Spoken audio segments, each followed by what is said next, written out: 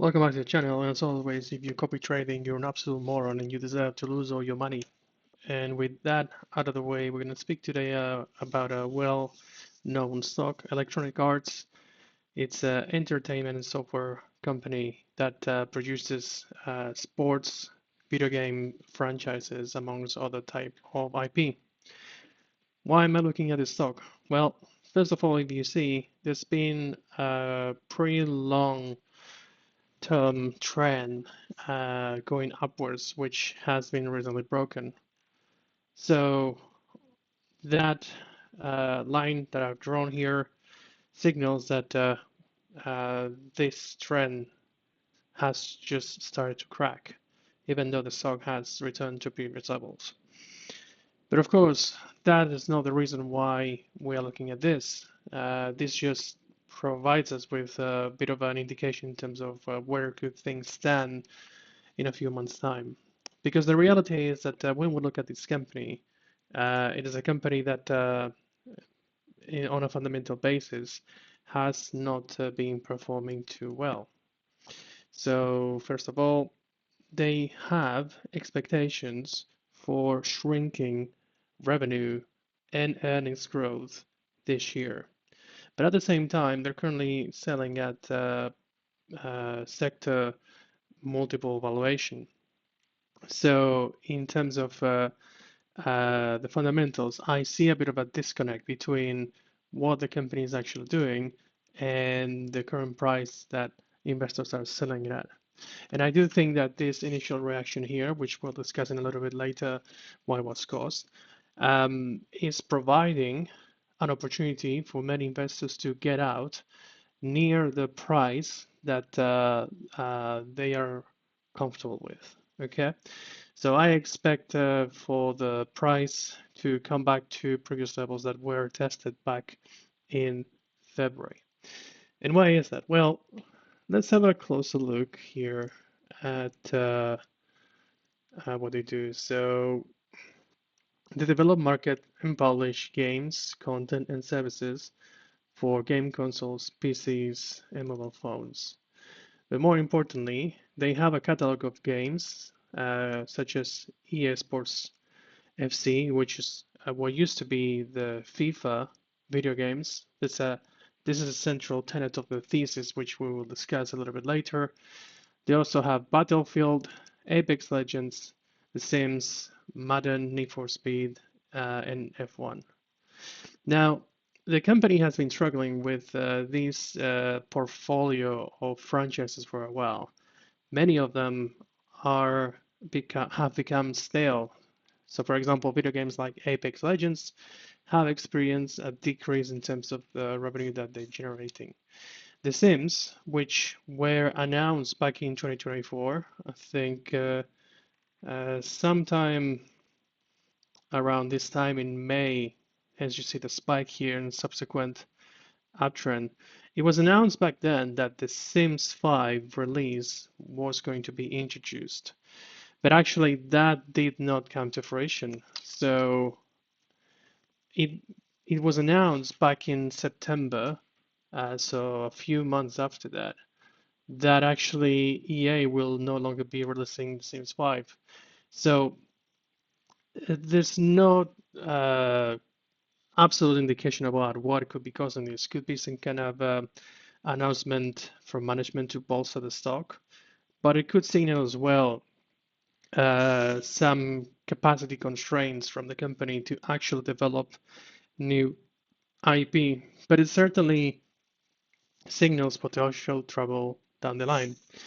And the reason for that is because rather than providing with new releases in terms of new entries to the series, what they have announced is that they're going to introduce expansion packs to The Sims 4, which is a 10-year-old franchise.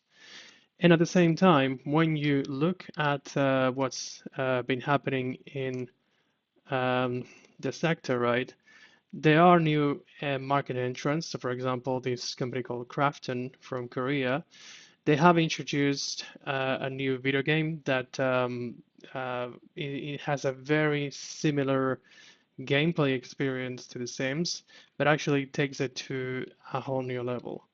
Now, um, if we have a look in terms of how that's translated into the market, we can see that if we look for the name of the game, Inzoi is a Korean uh, developer that has brought this video game. We can see that it's been getting a lot of traction since the beginning of the year. So when we look at the growth of the rate, is far surpassing the Sims, which has become stale for quite a while. So this is worldwide, which is very significant, but also in the United States, where also there is a very significant part of gamers out there that consume these video games. Now, if we have a quick look at the video that they released, you can see that the graphics and the experience that they provide are far superior to what the Sims franchise offers to consumers, right? So I'm not going to play the full video here, but you can see that this almost looks like the upcoming GTA 6 series. So to me, that really makes me question how EA is going to be able to capitalize on this franchise, The Sims, which, like I said before, is 10 years old. But more importantly, it's not only about the fact that this gaming experience is better. It's also, you can notice that here some characters. It allows for a Korean experience, which, as you know, has been exponentially growing in terms of popularity over the next few years. So players will be able to order Korean snacks and food and have access to a different type of experience, right? That was not available before. And I do think that this will capture the attention and the revenues of many players that are looking to upgrade their experience. Now, that alone will not be enough to cause a significant impact in the stock. Because when we look at what's happened so far, uh, we have to bear in mind that the Sims represents about 5 to 8% of the total revenues, right? So it is significant, but not that significant. The real impact comes from the sports franchises, which cause, if we have a look at what happened in the stock here, that massive downside move back in February, right? Which led the company to revise down their estimates. And you can see that analysts followed, and the stock price target was dropped significantly from about 160 to where is that now at 145. Now, the interesting thing is that the stock has now moved back into that price target from the analyst community. But many of these references are actually a hold. Um, and I do think that they do not signal the potential issues that the company might be experiencing or will be facing down the line. So, in terms of revitalizing those franchises, right?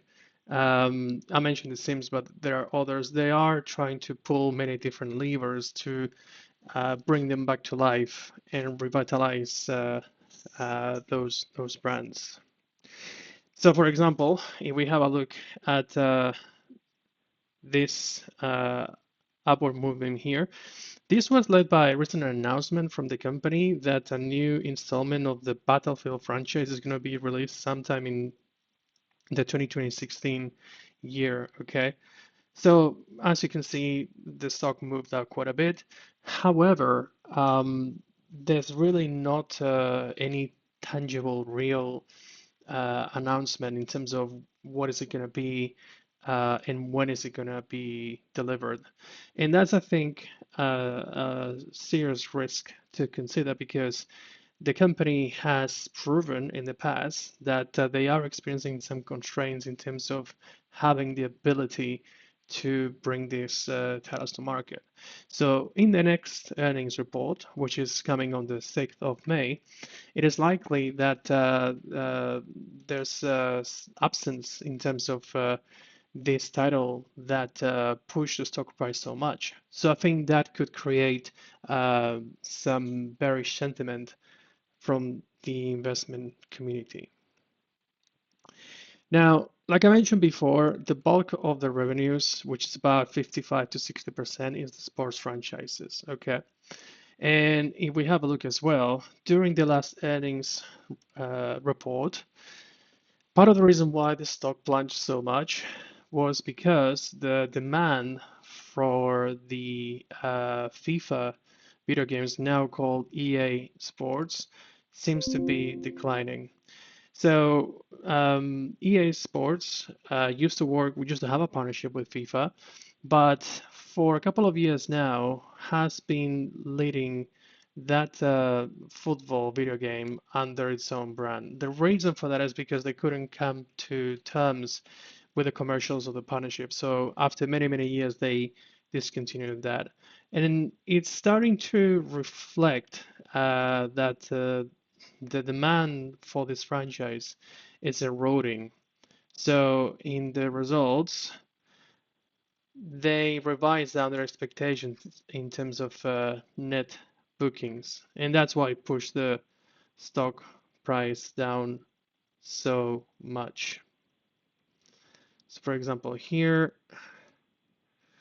another franchise as well, demand down nearly 50% from the company's expectations. So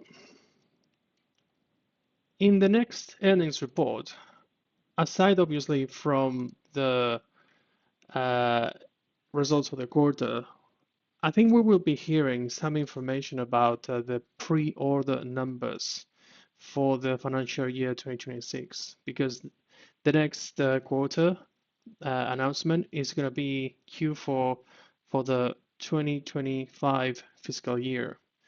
And then also the company will set the forecast for the financial year 2026. At the same time, their management operating plan to bring back the performance should present us with some updates. And I think that there are many different moving parts to how that needs to function, and therefore a higher probability of something going wrong. So I think that's a time where we could see many investors trying to flight to safety and get out uh, from their existing position, something that has probably or is probably happening as we are reaching these previous levels that were reached over the summer of the past year. So with that, I have a structured position for this.